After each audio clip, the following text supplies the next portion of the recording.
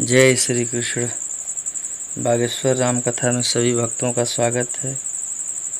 गीता का दूसरा अध्याय श्लोक नंबर 26 से आज प्रारंभ करेंगे।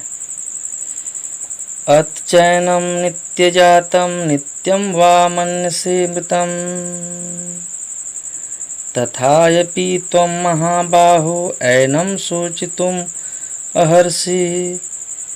किंतु यदि तुम यह सोचते हो कि आत्मा अथवा जीवन का लक्षण सदा जन्म लेता है तथा सदा मरता है, तो हे महाबाहु अर्जुन, तुम्हारे शोक करने का कोई कारण नहीं है। सदा से दार्शनिकों का ऐसा वर्ग चला आ रहा है जो बौद्धों के ही समान यह नहीं मानता कि शरीर के परे भी आत्मा का स्वतंत्र अस्तित्व है।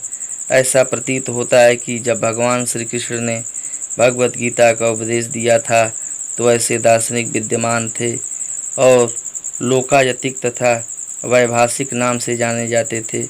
ऐसे दार्शनिकों का मत है कि जीवन के लक्षण भौतिक संयोग की एक परिपक्वावस्था में घटित होते हैं। आधुनिक भौतिक विज्ञानी तथा भौतिकवादी दार्शनिक भी ऐसा ही सोचते हैं। उनके अनुसार शरीर भौतिक तत्वों का संयोग है और एक अवस्था ऐसी आती है जब भौतिक तथा रासायनिक तत्वों के संयोग से जीवन के लक्षण विकसित हो उठते हैं। नृतत्व विज्ञान इसी दर्शन पर आधारित है। संप्रति अनेक छद्म धर्म जिनका अमेरिका में प्रचार हो रहा है इसी दर्शन का पालन करते हैं और साथ ही शून्यवादी अभक्त बौद्धों का अनुसरण करते हैं। यदि अर्जुन को आत्मा के अस्तित्व में विश्वास नहीं था, जैसा कि वैभाषिक दर्शन में होता है, तो भी उसके शोक करने का कोई कारण न था। कोई भी मानव थोड़े से रसायनों की क्षति के लिए शोक नहीं करता तथा अपना कर्तव्य पालन नहीं त्याग देता है। दूसरी ओर आधुनिक विज्ञान तथा वैज्ञानिक युद्ध में शत्रु पर विजय प्राप्त करने के लिए न जाने कितने टन रसायन फूंक देते हैं। वैभाषिक दर्शन के अनुसार आत्मा शरीर के क्षय होते ही लुप्त हो जाता है। अतः प्रत्येक दशा में चाहे अर्जुन इस वैदिक मान्यता को स्वीकार करता कि अणु आत्मा का अस्तित्व है या कि वह आत्मा के अस्तित्व को स्वीकार नहीं करता, उसके लिए शोक करने का कोई कारण न था। इस सिद्धांत के अनुसार चूंकि पदार्थ से प्रत्येक क्षण असंख्य जीव उत्पन्न होते हैं और नष्ट होते रहते हैं, अतः ऐसी घटनाओं के लिए शोक करने की कोई आवश्यकता नहीं है। यदि आत्मा का पुनर्जन्म नहीं होता तो अर्जुन को अपने पितामह तथा गुरु के वध करने के पाप फलों से डरने का कोई कारण न था। किंतु साथ ही कृष्ण ने अर्जुन को व्यंग पूर्वक महाबाहु कहकर संबोधित किया, क्योंकि उसे वैभाषिक सिद्धांत स्वीकार नहीं था जो वैदिक ज्ञान के प्रतिकूल है। क्षत्रिय होने के नाते अर्जुन का संबंध वैदिक संस्कृति से था और वैदिक सिद्धांतों का पालन करते रहना ही उसके लिए शोभनीय था।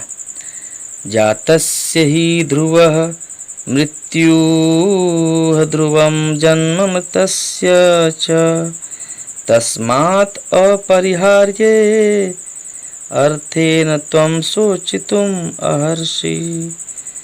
हे अर्जुन, जिसने जन्म लिया है उसकी मृत्यु निश्चित है और मृत्यु के पश्चात पुनर्जन्म भी निश्चित है। अतः अपने अपरिहार्य कर्तव्य पालन में तुम्हें शोक नहीं करना चाहिए।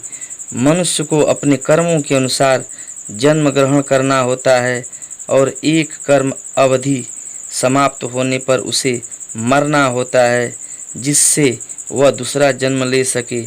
इस प्रकार मुक्ति प्राप्त किए बिना ही जन्म मृत्यु का यह चक्र चलता रहता है। जन्म मरण के इस चक्र से वृथा हत्या, वध तथा युद्ध का समर्थन नहीं होता, किंतु मानव समाज में शांति तथा व्यवस्था बनाए रखने के लिए हिंसा तथा युद्ध अपरिहार्य वर्जित है।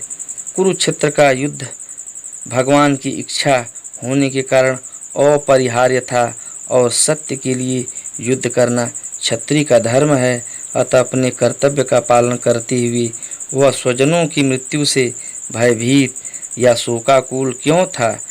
वह विधि कानून को भंग नहीं करना चाहता था, क्योंकि ऐसा करने पर उसे उन पाप कर्मों के फल भोगने पड़ेंगे जिनसे वह अत्यंत भयभीत था।